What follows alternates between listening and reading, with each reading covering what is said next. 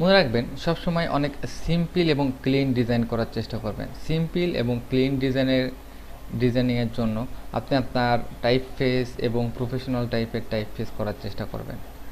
তো আসুন এবার আমরা অন্য ইনফরমেশনগুলো দিই। প্রথমে আমরা এখানে জাস্ট নাম্বার দিব, টি ফর টাইপ, এবং নাম্বার এখান থেকে প্লাস না দিয়ে জাস্ট 88017120000000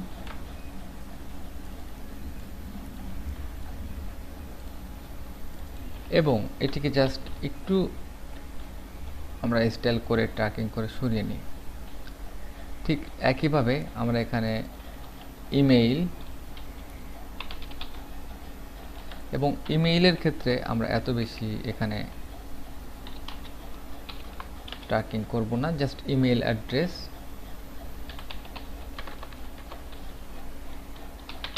info@greenkeys.com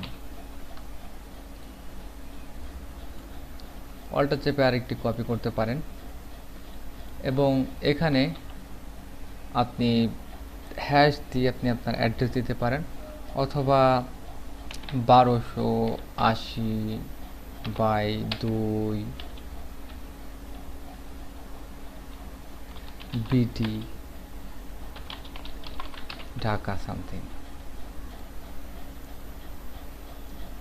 আপনি জাস্ট আপনার অ্যাড্রেসকে এখানে দিতে পারেন।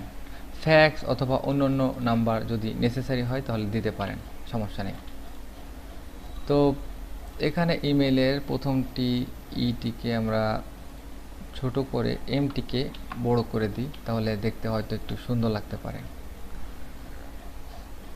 তো এখানে জাস্ট আমরা অ্যালাইন করব সঠিকভাবে তিনটিকেই। অ্যালাইন এবং একটি থেকে আরেকটি দূরত্ব খুব বেশি না দেওয়াই বেটার, কারণ এখানে যদি খুব বেশি দূরত্ব আমরা দিয়ে থাকি তাহলে দেখতে হয়তো খুব বেশি ভালো লাগবে না। জাস্ট আপনি কল্পনা করবেন কতটুকু দূরত্ব দিলে আপনার এটি বেটার দেখা যাবে। ইচ্ছা করলে আপনি ওভারঅল সাইজটিকে একটু ইনক্রিজ করতে পারেন, যেহেতু এটি প্রিন্টে যাবে তখন কিন্তু এটি জাস্ট অনেক ছোট প্রিন্ট হবে। এবং অ্যালাইনমেন্টের ক্ষেত্রে আপনি সবগুলো সিলেক্ট করে রাইট অ্যালাইন করতে পারেন, সেই ক্ষেত্রে আপনি বেটার একটি স্টাইল এখানে পেতে পারেন। এটি যেহেতু আমাদের সেল ফোন নাম্বার, আপনি এখানে জাস্ট সেল লিখতেও পারেন অথবা কোনো আইকন ব্যবহার করতে পারেন। এছাড়াও যদি আপনি অন্য স্টাইল করতে চান সেটি আপনি করতে পারেন। এরপর আপনি এখানে একটি ওয়েব অ্যাড্রেস দিতে পারেন, যেটি হয়তো আপনি www.greenkeys.com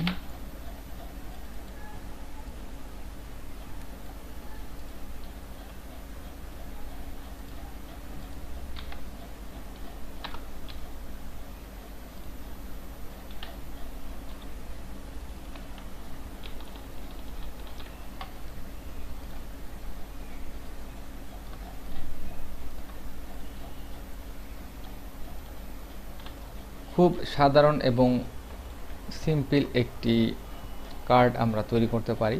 অ্যাকচুয়াল সাইজ ঠিক এর থেকে একটু ছোট হয়তো হবে, তবে আপনি ইলাস্ট্রেটর দিয়ে কার্ড তৈরি করলে অবশ্যই এটি সুন্দর এবং পরিপাটি করার চেষ্টা করবেন।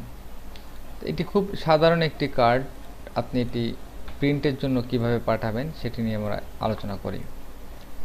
সবসময় মনে রাখবেন আপনি যখন ডিজাইন করবেন, ডিজাইন করার পর এটি যাতে প্রেসে গিয়ে ঠিক মতো রিড করতে পারে এমন কোনো ফরম্যাট আপনার ফলো করা উচিত। যেমন আপনি ইপিএস ফরম্যাটে পাঠাতে পারেন অথবা ইলাস্ট্রেটর ফাইলে পাঠাতে পারেন। তো ইপিএস ফরম্যাটে যদি আপনি পাঠান সেক্ষেত্রে আপনার কি কাজ করা দরকার, যেমন আপনি এখান থেকে ফাইল এবং এখান থেকে আপনি সেভ অ্যাজ অপশনটি চুজ করার পর আপনি এখান থেকে যখন অ্যাডোব ইলাস্ট্রেটর সিলেক্ট করবেন তখন এআই ফরম্যাটে যাবে এবং এখানে আমরা জাস্ট সিলেক্ট করলাম যে গ্রিন কিস কার্ড এবং সেভ বাটনে ক্লিক করলাম। তখন আমরা দেখতে পাচ্ছি যে এখানে সবগুলা ভার্সন। আমরা এখান থেকে ইলাস্ট্রেটর CS3 অথবা কম ভার্সন সিলেক্ট করব, কারণ যাতে প্রেসে এই ধরনের ভার্সন সেখানে ইনস্টল করা আছে এমন কিছু। তো জাস্ট ওকে প্রেস করবেন এবং ওকে, অথবা আপনি এখান থেকে ফাইল, সেভ অ্যাজ, সব থেকে বেটার আইডিয়া আপনি যদি ইপিএস করেন, আমার মনে হয় সেটিই ভালো। ইপিএস করার পর সবথেকে মজার ব্যাপার হচ্ছে এটি যে কোনো ভার্সনে সাপোর্ট করে, এবং আপনি জাস্ট ইপিএস দেওয়ার পর এখান থেকে সেটিংটি সব থেকে নিচে 10 ভার্সন সিলেক্ট করুন এবং compatible gradient and gradient match printing এবং ওকে দেবেন। 100% যে কোনো প্রিন্ট প্রেসে এটি কাজ করবে।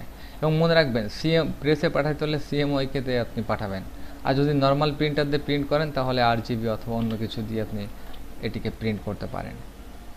তো যাই হোক, আমরা এখানে আরেকটু মজা করি, শেপটিকে আপনি কিভাবে কাস্টমাইজ করতে পারেন। যেমন এখানে আপনি একটি শেপ দাঁড় করালেন, এই শেপটি যদি আপনি পরবর্তীতে মডিফাই করতে চান, সেজন্য আমি এখানে জাস্ট র্যান্ডমলি কয়েকটি শেপ ক্রিয়েট করব।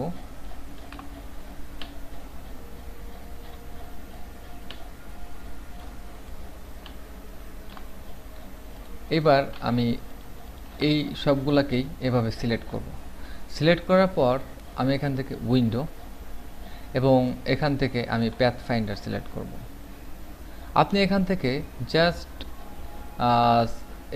প্যাথ ফাইন্ডারের মাধ্যমে ডিভাইড করতে পারেন, অথবা ট্রিম করতে পারেন, অথবা আপনি এখান থেকে যে কোনো একটি ক্লিক করে দেখতে পারেন যে আপনার কোনটা অ্যাপ্রোপ্রিয়েট। তো আমি প্রথমে এখানে প্যাথ ফাইন্ডার থেকে ডিভাইড করলাম, এবং ডিভাইড করার পর আমি একটি একটি করে শেপ এখান থেকে জাস্ট ডিলিট করে দিব।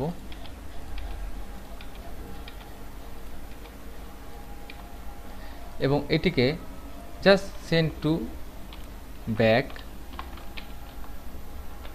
এবং একটু উপরে আমি জাস্ট এটিকে সেন্ড করব। এটি সবসময় ইউনিক টাইপের একটি ইফেক্ট আপনার বয়ে আনবে। আপনি যে কোনো সময় আপনি আপনার লগো এবং আপনার টাইপোগ্রাফির যে এরিয়াটি রয়েছে আপনি চেঞ্জ করে নিতে পারবেন, যে কোথায় দিলে আপনার এটি ভালো লাগবে। আবার অনেক সময় আমরা এটিকে ম্যানুয়ালি মডিফাই করে নিতে পারি। যেমন আমি যখন আমার এই গ্রিন এরিয়াটি সিলেক্ট করব,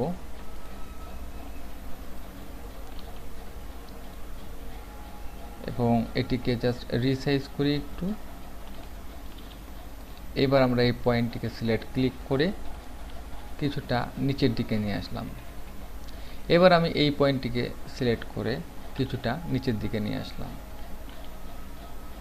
এবং আমার মনে হয় যে এভাবে আপনি যে স্থানে আপনার পরিবর্তন আনা দরকার জাস্ট ক্লিক করে চেঞ্জ করে নিতে পারবেন।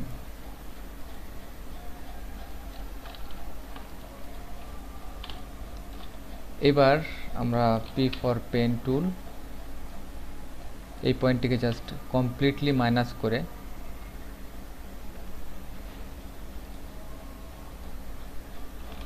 শিফট চেপে কিছুটা সমানভাবে কার্ভ করার চেষ্টা করব।